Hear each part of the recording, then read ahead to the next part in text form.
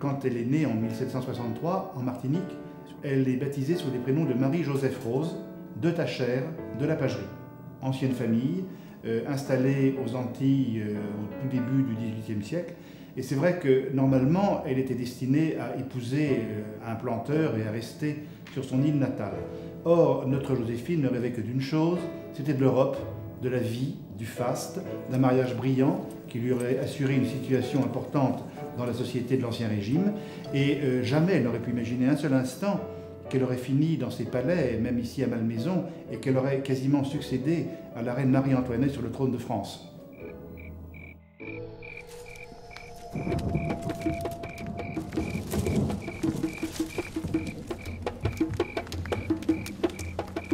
Et les dimanches, au contraire, on s'adonnait une sorte de fête. Alors il y avait la fête des Noirs, les nègres à l'époque, mais enfin c'était pas du tout dépréciatif, qui étaient de véritables bamboulas, comme on disait, on festoyait, on chantait les tambours, on dansait, on parlait de ses plus beaux atouts. Cependant qu'à la Grand Case, la Grand Case, c'est-à-dire la grande maison, les parents tenaient table ouverte. Mère n'aime pas le vaudou. Mère prétend que le diable parle par la bouche des esprits. Mère prétend que le diable prend les jeunes filles comme moi. Mère dit que le diable lui a donné trop de filles et meurt d'envie de lui en reprendre une.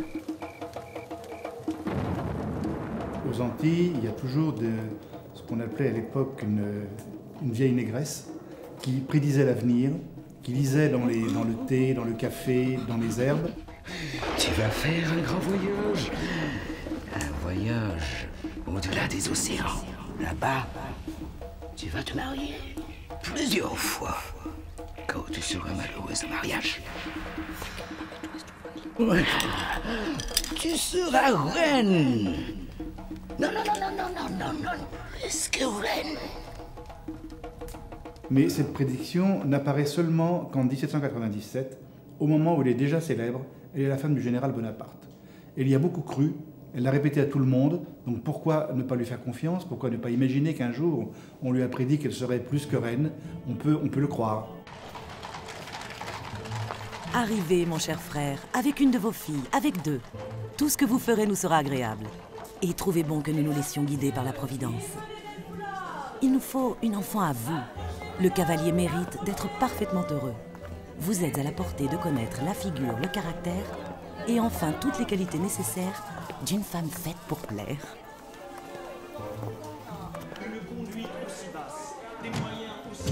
Héberle-lui. Je regarde partout à la fois. Il y a tant d'odeurs, tant de bruit. Partout les passants devisent, ergotent, chantent. Je ne comprends pas un traître mot. C'est bien du français, mais du poissard, m'a dit ma tante Désirée. La langue du marché. Quand elle est partie pour Paris se marier, elle faisait un mariage d'arrangement qui convenait à sa famille, qui convenait à la famille amie des Beauharnais. C'était tout à fait classique, tout à fait normal. Rien ne préfigurait le destin qui serait le sien. Mademoiselle de la Pagerie vous paraîtra peut-être moins jolie que vous ne l'attendez. Mais je crois pouvoir vous affirmer que l'honnêteté et la douceur de son caractère surpasseront tout ce qu'on a pu vous en dire.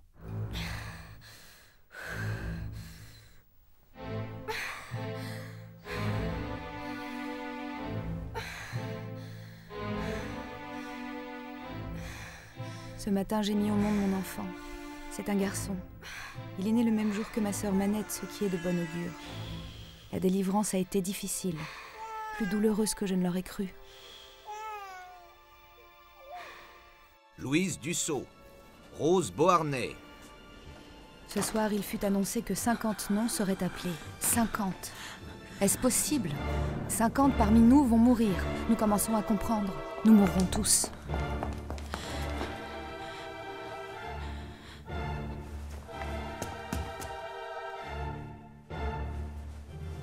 Une personne qui part pour la Nouvelle-Angleterre se charge, ma chère maman, de vous faire parvenir cette lettre. Votre fille et vos petits-enfants se portent bien. Vous avez sans doute appris le malheur qui m'est arrivé. Je suis veuve depuis 4 mois. Il ne me reste de consolation que mes enfants Et vous, pour unique soutien. Ce Barras, il mène ses projets trop loin. Tu ne trouves pas?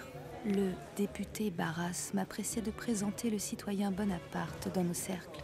Il a besoin de contact. Il a besoin d'apprendre les bonnes manières. Qu'est-il donc? Corse? Eh bien, c'est le général qui a sauvé Toulon. Ce n'est qu'un petit général, mon ami. Ne me dis pas que, quand même, Rose...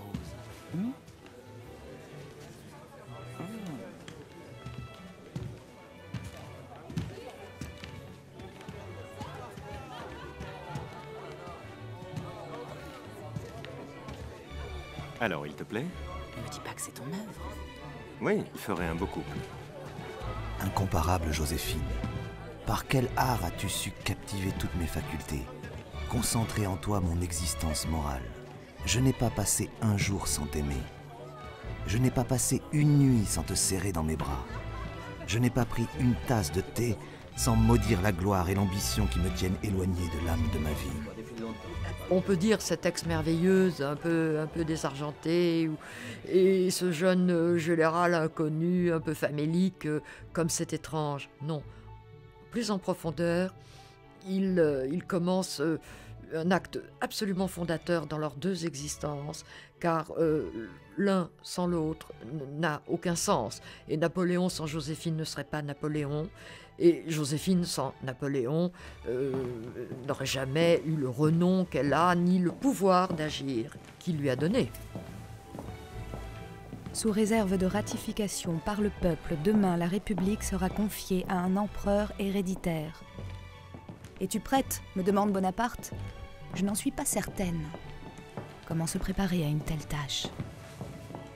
Chère amie, c'est vraiment magnifique. Yéyette, Rose, Mademoiselle Tachère, citoyenne Beauharnais, Madame Bonaparte, impératrice. Grand Dieu, je me dis que ce n'est qu'un titre de courtoisie. Il ne me confère aucun statut officiel. J'essaye de me convaincre.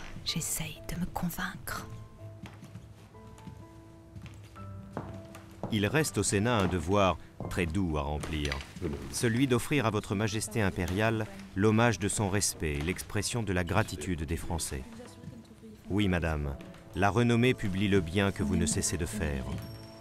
Elle dit que toujours accessible aux malheureux, vous n'usez de votre crédit auprès du chef de l'État que pour soulager leur infortune. Et qu'au plaisir d'obliger, votre Majesté ajoute la reconnaissance plus douce et le bienfait le plus précieux. Cette disposition présage que le nom de l'impératrice Joséphine sera le signal de la consolation et de l'espérance. 27 ans après la prophétie que lui a faite la négresse en Martinique, Joséphine est couronnée impératrice des Français dans la cathédrale Notre-Dame de Paris. C'est un événement tout à fait exceptionnel, extraordinaire. Il n'y avait pas eu d'empereur et d'impératrice depuis Charlemagne. Et elle est couronnée des mains même de Napoléon. C'est ce que représente le tableau de David, qu'on appelle le sac de l'empereur. En fait, c'est le couronnement de Joséphine. Elle a régné sur la France 5 ans et 7 mois. Et elle est une des souveraines, non seulement les plus aimées, mais les plus marquantes que la France ait eues depuis la première dynastie.